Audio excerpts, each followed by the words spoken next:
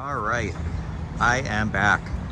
So I got a little bit of time this morning, not too much time, maybe like 15-20 minutes. So I thought I would do a quick walking tour of Society Hill and then heading back towards the Jiu-Jitsu company in Old City, Philadelphia at, well, you'll see where it is, 31 South 2nd Street, second floor. So I want to talk a little bit about, in Jiu-Jitsu, the role of mat culture. This is kind of like a vague and ill-defined term, but generally when people talk about mat culture in Jiu-Jitsu, they're talking about a number of things, sort of the vibe of the school, like are the people there friendly, instructors friendly, people say hi, shake your hand, stuff like that, whatever. Are they welcoming of new people? And then another aspect of mat culture are the social norms in training and sort of like the rules, I guess the spoken and unspoken rules of the mat. Are there hierarchies on the training floor? Are there social customs like bowing, not bowing, giving way before more experienced students? Like, for example, if you're both, too close to each other on the mat, which one moves, stuff like that. So that's another aspect of it. Another aspect of it is the training ethos of the people on the training floor. So is there a culture of drilling? Do people show up before class and drill? Do they positional spar? Do they do things outside of class time to improve their skills on the mat? Or is it more of a social aspect where people just kind of hang out and talk? Do they talk about technique? Or do people just roll and not really focus on some of the finer points of improvement? So there's a lot of things to consider when we're talking about mat culture. I think none of them I don't think are any more important than any other part. I think they all support each other. So for example, if you have an environment on the mat where the main priority is skill improvement, getting better at jiu-jitsu, and then let's say that's like the main driving force on the mat, skill improvement, then you're going to see behaviors on the mat that reflect that. And that'll take the form of people practicing technique, sometimes drilling, sometimes positional sparring, doing things to improve their technical performance on the mat. And that's on like during open mat time where they could be doing anything else, or before class, they get to class a little bit early, they meet up and positional spar, drill, troubleshoot technique. And then there's sort of the social element that contributes to that. So if you have a school ethos that supports skill development and improvement, then you have to have like a social structure that supports that as well. So for example, if failure is heavily punished socially, like for example, a blue belt taps a purple belt and the purple belt catches all kinds of crap for it, like, oh, I can't believe you got tapped by that blue belt. Or like the blue belt walks around like, peacocking, strutting around, and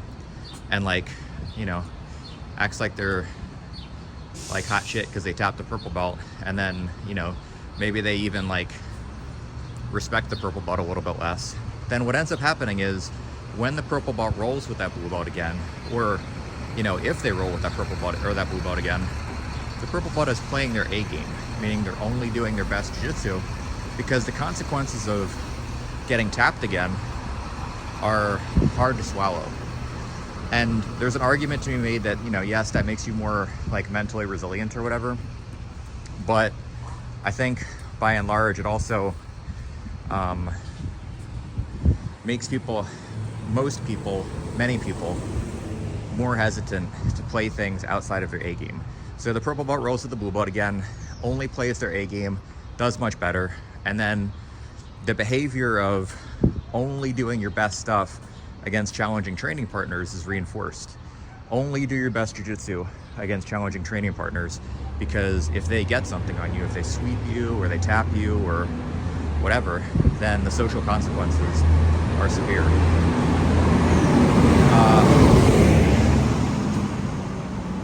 Alternatively, and then that ends up turning the training floor into sort of like this hierarchy of who taps who, and like the people who are at the top of the food chain are the ones that are most listened to, and the ones that can't perform as well on the mat aren't as respected or listened to.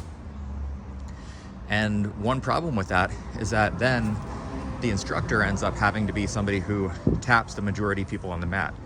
And if somebody does something to the instructor, like sweeps them, throws them, guillotine chokes them, whatever, then the instructor loses some credibility. And then what? Is it just whoever taps other people the most is the one that now teaches the classes at the school? That doesn't make any sense.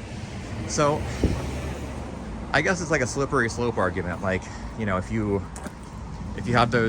put too much importance on who taps who, then that works its way up to like a strong social hierarchy on the mat, like a food chain kind of vibe. And then that makes people more hesitant to try new things and experiment because the consequences of failure are higher. But I have observed that on the mat in a lot of different schools. And so what ends up happening, I think, is you end up with people who don't really stray outside of their A game. They don't develop new jiu-jitsu. They don't experiment with the people who can give them the challenges that they need to develop the skills. They might experiment with brand new students, but because they're safe, like, you can do things that are, a black belt can do things that are relatively foreign to them, to a white belt, and not really face too many consequences for it, because the white belt might not have the experience level to make them pay for it, like, pass their guard or submit them or whatever, or show them big holes in what they're doing. So what ends up happening when you go down that road is you have experienced people trying new stuff on unexperienced people, because the social consequences are manageable there. And then they never get a chance to develop that stuff against more and more experienced people until it takes longer to develop that stuff to the point where they can try it against more experienced people. And then also they sort of get a false sense of the problems that they're going to come across with the technique, because they're only doing it to white belts and blue belts, people who have comparatively less experience, instead of trying it on more experienced people to see what an experienced and knowledgeable opponent will do in reaction to it. So what I'm saying is that it's a lot more productive in general if you can have a social environment that doesn't too harshly punish failure, that encourages people to explore new jiu-jitsu and try their new jiu-jitsu against people who will challenge their skill set and pull them up to the next level of ability. So for example, if I'm training with, a white belt who comes from a wrestling background, which is actually a good example, because one of my students is way better than I am at takedowns because he comes from a wrestling background. And when I train with him, he takes me down with single legs pretty easily. High crotches, single legs. Another one of my students does fireman's carries to me all the time. And they do it to me in front of my other students. And it's okay, because nobody cares, because they know that I'm doing the work that I need to do to get better at takedowns.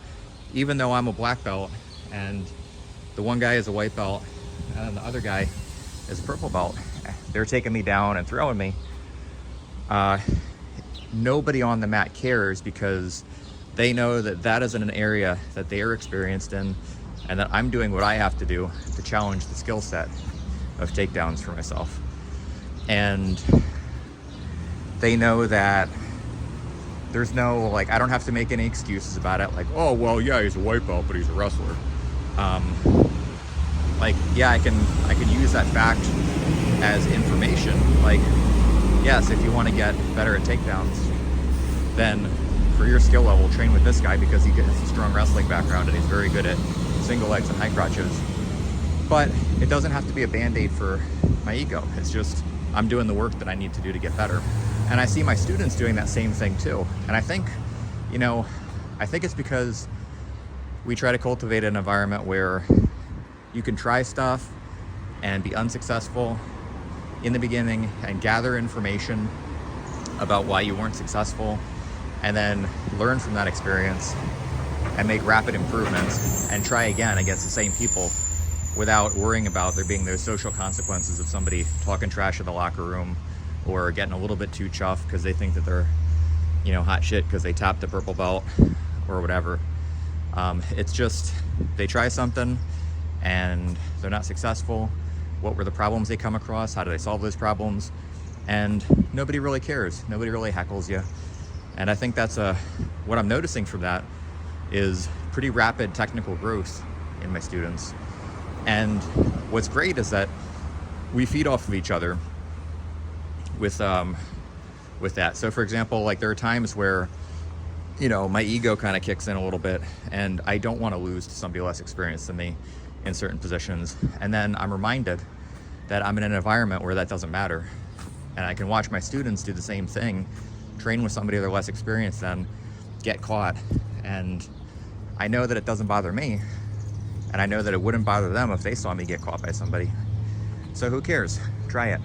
And so I am inspired by them because they show that ethos on the training floor, that the priority is getting better at jiu-jitsu and enjoying themselves on the mat.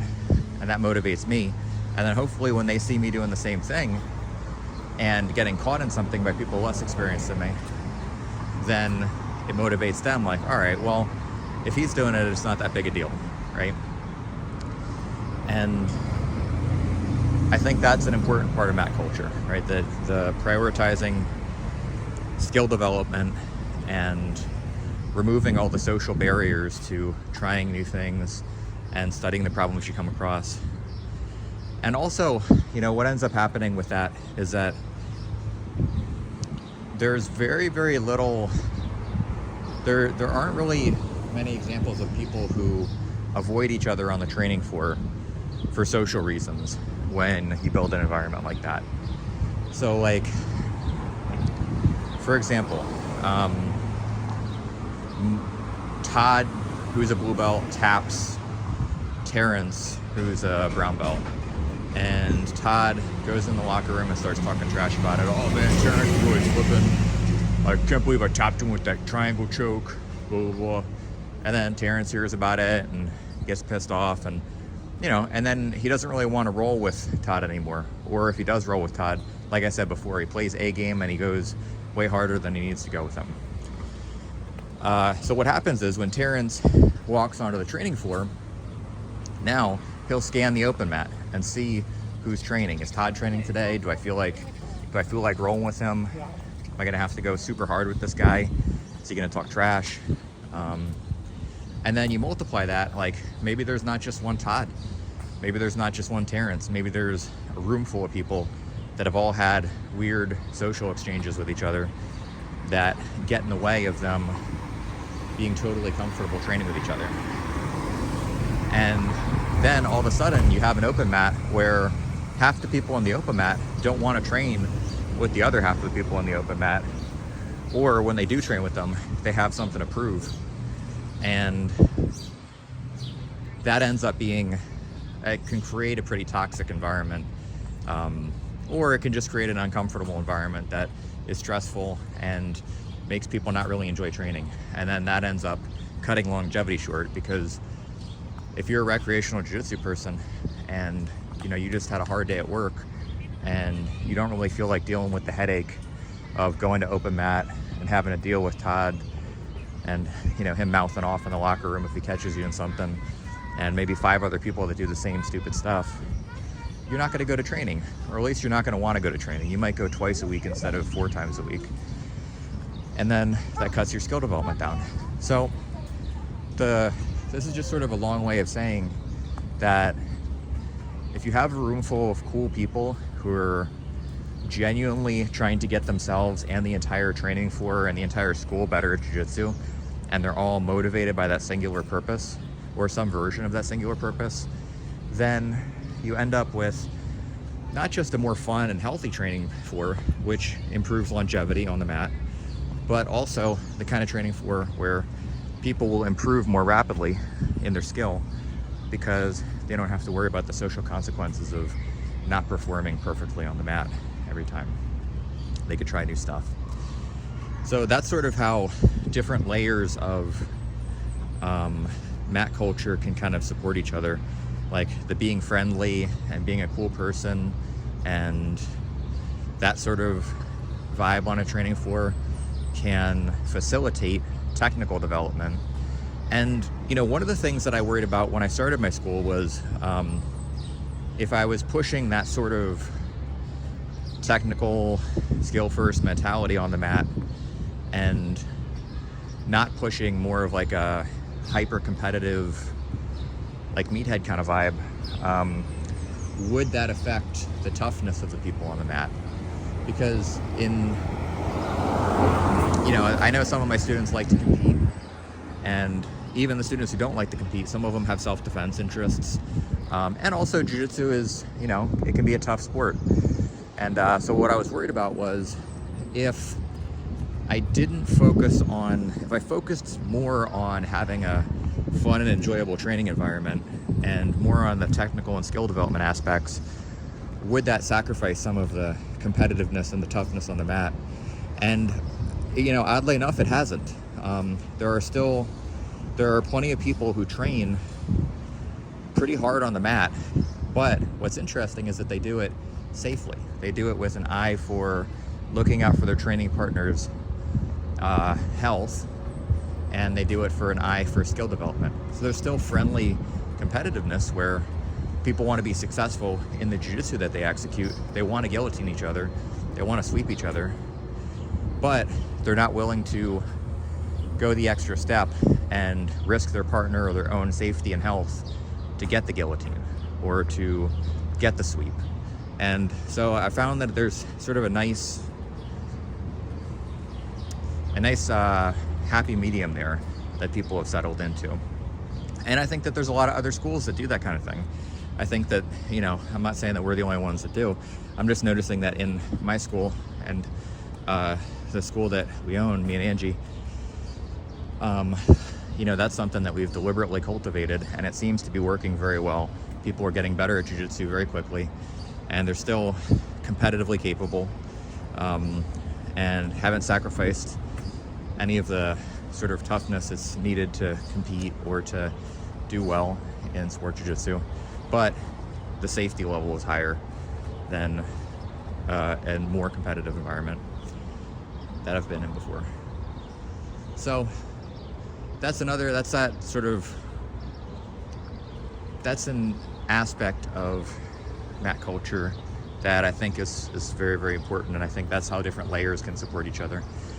Other things with mat culture, like respect and sort of the more martial artsy side of mat culture, where people like bowing on the mat, don't bow, respect for hierarchy, where like upper belts get certain rights and privileges and lower belts have to kind of eat a little bit of shit.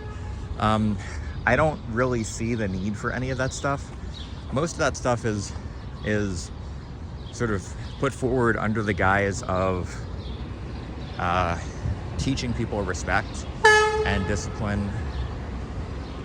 So for example, bowing when you get on the mat, or moving when an upper belt doesn't have that much room on the mat. Or like an upper belt can only ask you to roll, but you can't ask an upper belt to roll. Like all that stuff is sort of taught under the guise of creating like a respectful environment, and that's sort of an old school martial artsy sort of thing.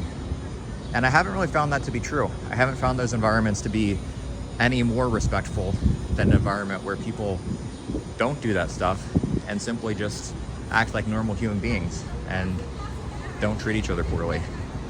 So I don't think you know, I mean, if you do have that stuff and it's something that you think is important, I'm not knocking it. I'm just saying that I haven't found that it's particularly, I found that there are plenty of schools that don't do that stuff, that are just as respectful, just as skillful, just as well run and well disciplined, that don't do that stuff, as there are ones that do that stuff. So, not a knock, just it's not something that I think is particularly important, but I do understand that other people who are raised in those kind of environments might find value in those sort of practices. Yeah, I guess that kind of sums up what I was thinking about mat culture. Well, I just started to ramble at this point, and so I thought I would trim that part of the video off and sort of finish up what I was saying without rambling as much. So that was just, you know, me kind of recapping what I talked about during the video. And if you like what you hear, feel free to follow us and subscribe on YouTube. You can follow us on Instagram at The Jiu-Jitsu Company, Facebook at The Jiu-Jitsu Company. You can check out our website at jujitsuphilly.com, JIUJITSUPHILLY.com. And yeah, and if you have any questions or comments or any suggestions for future videos of things that you would like to see, or hear me ramble on about, feel free to let us know in the comments, or shoot us an email, or contact us on the website, or call or text us on the phone, 267-600-7850. That's it. All right, bye.